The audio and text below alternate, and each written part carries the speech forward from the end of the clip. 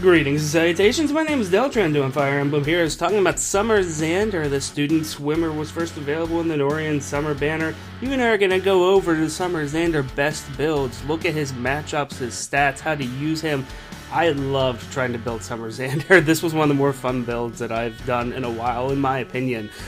So let's you and I get into this and see what gimmick build actually works really well on him too. Like I said, it was just fun. So as usual, we're looking for offensive stats and 35 and higher, defensive stats. Okay, now wait, hold on just a second. Let me explain, okay? You're jumping the gun anyway, just settle down. Hold on. He has such a high defense that you don't need a high attack. And honestly, if it was my choice between having a Bane in attack and a Bane in defense for Summer Xander, I would make sure I got the Bane in attack.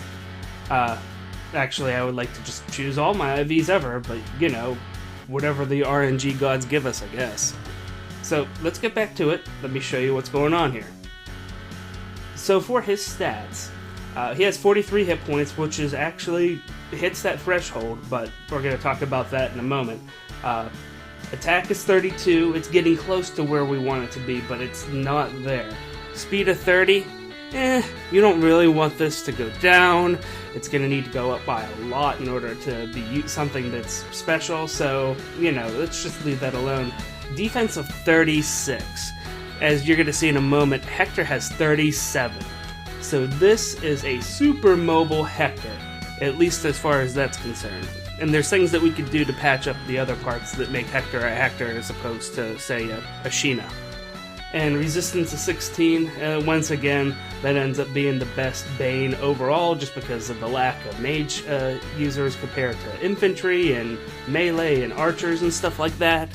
But honestly, 16 is quite abysmal anyway, so, you know, that makes it a fantastic candidate to dump it. Let's check him out whenever we're looking at his contemporaries. So I added Hector to all of this, even though he's not technically in the same category, because this is going to be one of the obvious comparisons. So looking at hit points, Hector, no doubt. As far as just infantry go, we have Butler there, and he's at the top of this. Even though I have Summer Xander showing there as quote-unquote middle, he's really low down there. The only one that actually makes him look like he has good hit points in this category is Summer Tiki, with her 35. Otherwise, 43, that range is very low for axe users that are infantry. So keep that in mind. Attack, sort of similar story. Anna's all the way at the bottom with the highest speed, but, you know, lowest attack out of all the axe infantry. Xander is better in every regard, but, you know, we have that lineup there. It's not terrible, it's not abysmal, but once again, I don't see the need to focus on attack for Summer Xander. So if we take a look at speed, you know, we have the Money Queen herself at the very top. Hector is definitely below Summer Xander at this point in time, but if you're talking about who's the worst, that's poor old Hawkeye, and I feel bad for him, but, you know, this isn't his video, so just stay down there and mope.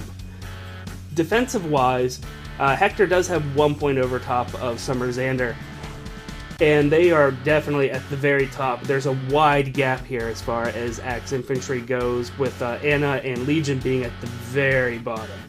Resistance-wise, this is the only time Sheena shows up on this list. She has a wonderful resistance, which might be why she has a defense that rivals that of Summer Xander. Raven's actually somewhere in the middle, and, well, yeah, we saw 16. We saw this one coming, right? I hope we did. Let's take a look at the Student Swimmer's Implements of Destruction, the Lilith Floaty Plus. Yes, it can be inherited to other people. Has Might 14. It is wonderful to see so many inheritable weapons with Might 14. That basically means that they're useful and can be put on other people. Having said that, the grants allies within 2 spaces attack and speed +1 during combat seems really cool, but you know what, by itself, it's not super fantastic. The Might 14 is the best part about well, I take that back. The floaty sprite is the best part about this. The Might 14 being second best, but, you know, don't discount that, of course. And the grant allies, this small drive effect, it's pretty cool, but +1 is not going to really turn the tide very often. It has its uses. You're going to, especially the speed. The attack Well, there's times that I've seen that happen, but I've seen speed happen a heck of a lot more. So it's not useless, but when it comes down to it, if you had a different special on this, you would probably be a little better off. Please keep this weapon in mind, though. I see this, and I totally see a +2 effect coming from somewhere on some other item, on some other special for somebody, and then you're going to want to combine this weapon with that special, and it's going to be wonderful to give someone, everybody +2 or even +3 all around you, or even adding this into drive attack, any of the other drive skills that work on at least infantry. That's something to keep in mind, but as it stands right now, it's cool. Bonfire boosts his damage by 50% of his defense. Well, yeah, his defense is awesome, so you definitely want that. Once you get above 32, Bonfire is usually the best choice as far as a special compared to Luna and most other people. Looking at his skills, his A slot has Fire Boost 3, so this really does give him a respectable 52 attack when it comes down to it, as long as he has more hit points than his enemy. So really, it's only good at the beginning of a fight. Infantry Pulse 3 is very interesting. Either you look at it, you're going, it's okay, or you're going, oh my gosh, that's nearly broken. And either way, you're right. This is going to be a fantastic item for different chain challenges, squad assaults, Tempest trials, stuff like that, where you're going to go multiple times through battles. Otherwise, in PvP, you could definitely do some neat things with this, but it's not as powerful. The idea that you get to carry this over from fight to fight really makes it effective for things like that. So we could see that Summer Xander is sort of running the gambit between PvE and PvP capable. Let's check out those obituaries. 26, 8, 118 whenever he is vanilla standing there. 8, 16, and 128 whenever he's on the defense. We see all the people he's punking down here. There's a lot of good ones here, but when it comes down to it, it's nothing that we shouldn't expect. A lot of blue mages. There's a couple of interesting wins that we have here, but we're not like looking at anybody going, yes, that's exactly what I need, because a lot of other people can do this as well. So that's where I start to come in and saying that attack is not really what we need on him. As far as what happens whenever we're on the defense, the 16 people that smack us down, we shouldn't be too surprised here either. It's a lot of mages, including Nino, including Linde. Otherwise, it's a lot of red. And so, yeah, no surprises here. This is what we're dealing with. So now we can finally talk about how to use Summer Xander, now that we've seen all the numbers, and it might not be any surprise, but you use them as a wall. Alright, good night everybody. No, wait, hold on a second. He definitely has a horrible resistance. That is his biggest weakness. You could throw nearly anybody at him. A strong blue mage will take out Summer Xander. So you have to be very careful about that. Otherwise, he could take a lot of hits. He's going to take hits from even a lot of red, not the spiky high damage reds, but otherwise he's going to be able to take the damage from a lot of red units, so you could get like one block there. He's going to just take it all day long from a lot of blues. He'll do very well against a lot of green.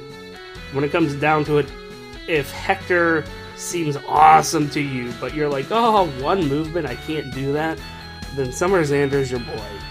Even though he's not really wearing any armor to speak of, he's going to be able to absorb all the damage. He has comparatively low hit points to everybody else, even though he does meet my threshold for what you need for hit points. So keep that in mind. You definitely, that's where his support's going to come in, because you're going to be able to absorb a couple of hits. You're like, oh yeah, this is great, and then suddenly you're going to look at him and he's going to be really low on hit points, and that's why. Otherwise, Summer Xander is best used as the defensive wall. You could use him as a pick and have other people go around him. Blue mages, especially Delthea, are his best friend. They just run around and have summer fun together. And that sounded a little bad, actually. And so you definitely want to mind who his killage buddy is. But otherwise, he's a very capable defensive unit on both the enemy phase and on the offense. And let's take a look at how to make him a little bit better in the cheapest way possible. That B slot opens up a lot of great combinations for us. But first, I'd like to talk about swap. Yes, swap tends to be better when it comes to frontline defenders like this. I'm putting reposition on mine because that's what I do, but swap will end up serving you so much better, so keep that one in mind. As far as how to fill out that B slot, there's a lot of great options here. You could go ahead and go Lancebreaker if you just want to have the numbers. That does help him double a lot of lances, and it helps him do what I think that every green unit should be able to do, which is check blues. When it comes down to it, there's no blue that's going to get past him anyway. So that's pretty good.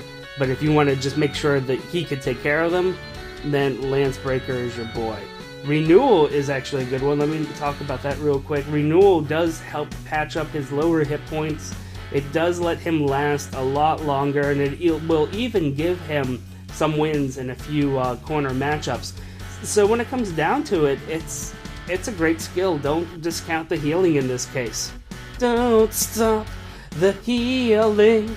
I'm sorry, there was a brief moment there where I thought of that, and I'm like, don't do it, Patrick, but I did it.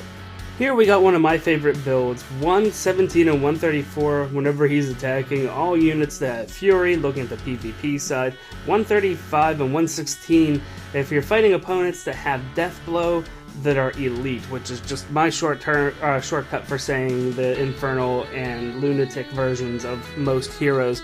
They tend to have 50% more hit points, up to 60%, and they tend to have 3 to every stat, plus or minus 1 for important or unimportant stats. So you're looking at that roughly. The Lilith Floaty is still here. It will help out in some cases, but not so many that you shouldn't consider switching out for something else, although honestly I was holding out for a Slaying Axe of some sort, and that's why I didn't actually swap it out. If you had that, that would be wonderful to go along with Ignis. You're going to get some one-round KOs with this, and it's great. He's going to take the beating. He's still going to have lots of hit points afterwards. He's going to throw it back at you. This even gets used in PvP if you use him as a wall. I've used it several times at PvP, and I have to be honest with you, Bonfire would have been just as okay, so, you know, keep that in mind. Fortress Defense 3, might as well just rely on his high defense. Not much is going to get through him here. Even though you're taking that penalty to attack, it is super worth it, and Ignis or even Bonfire will help pick up the pace. Seal Attack and Defense 2. I know the Summer banner just left for Elysian Summer, but you know what? Seal Attack and Defense is wonderful combo here. You could go with one or the other, whatever your poison is for this. You could put in poison, speaking of, but it works. It's fine. But I prefer something more like this in this particular build, just because that way it weakens them, and he's going to be standing there next turn anyway. Rather fine, you might as well just keep that trend going. I do like to have the Threat and Defense 3 on him. I know it seems like weird to be stacking that with a Seal Attack and Defense, but no, that's fine. The -5 from that's good. It reaches out to places, and the Seal Attack and Defense does have a little bit of overlap, but not enough that it bothers me, especially for some corner cases and corner matchups that happen more in PvE than PvP, so you can keep that in mind and optimize as you want. As far as the gimmick build this time, yep, it's a Brash Assault build with Melon Crusher. What? 51-2 and 99, or 56-28 and 68 whenever he's brashing people. Reposition, see, it's on a build. Relax, guys, it's still me. And I would go Bonfire for this particular one just to help keep up with that damage. Swift Sparrow 2, I know it's a little rare still. You can swap this out for Darting Blow if you need to, but Swift Sparrow 2 is going to give him the boost that he needs on all fronts. Of course, Brash Assault, he's actually getting more kills whenever he's doing Brash Assault, but he gets killed more. Mostly red when it comes down to it, and he gets a lot of the blue heavy walls. He doesn't get Lucas, which is probably his blue counterpart at this point, but otherwise he gets Effie. He gets all of those other thicker blue units, so Brash Assault's pretty good here. Threat and Attack 3 to help keep him alive. After all, he's going to be low on hit points. You definitely want to keep that around for him. And Melon Crusher works out great for his initiation. That's why I have it here. If you're sitting there going, yeah, I'm not getting rid of a special unit, you could keep the Lilith Floaty on there, and it's going to be just fine. And last, I want to show you a build that has a lot of staying power when it comes down to it. 347, 102 when he's below 50%. Yes, that means he has Defiant Defense. Once again, he's losing to mostly red at that point in time. Renewal 3 will bring him back up. He keeps on bouncing. Once he gets to the 50%, he keeps on bouncing up and down around that 50% mark. And it's just wonderful to be able to see that he sticks around like that. This is a great build to, if you need that wall for Tempest Trials, if you're sitting there with your Deltheas, with your Lindes, and you're like, you know what, I just want to be able to throw her out into the middle of the fray and make sure that she gets her healing and make sure that she stays alive and somebody else takes the punch to the face. Summer Xander's Pretty Mug is there for you. If that's what you're looking for, this build is wonderful for it. If not, well, I gave you 2 other builds, and honestly, this one works rather well. I'm not excited about it, but whenever you need something that just works, here it is. It's great. So keep that in mind. And hey, do me a favor. Rotate your phone into portrait mode, or hit escape to leave full screen mode on desktop, and click that like button if I've given you something to chew on.